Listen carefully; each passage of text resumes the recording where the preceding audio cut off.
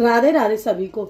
26 फरवरी को महाशिवरात्रि है। महाशिवरात्रि को में भोले बाबा और माँ पार्वती की पूजा की जाती है। भोले बाबा को पंचामृत से स्नान किया जाता है। भोले बाबा पे भांग, धतूरा, बेलपत्र, बेर, जो जैसे और श्रद्धानुसार कोई फल, वो सब आप चढ़ाइए भोले बाबा को। और भोले बाबा के मंत्रों का जाप कीजिए। श्री शिवाय नमस्तुभ्यम, ओम नमः शिवाय, हर हर महादेव। और भोले बाबा का महामृत्युंजय मंत्र का भी जाप कर सकते हो, जैसे कि ओम त्र्यंबकम यजामहे सुगंधिम पुष्टिवर्धनम उर्वारुकनिम बंधनान मृत्यु मोक्षय मामतार्थ। इस तरह भोले बाबा के मंत्रों का जाप कीजिए।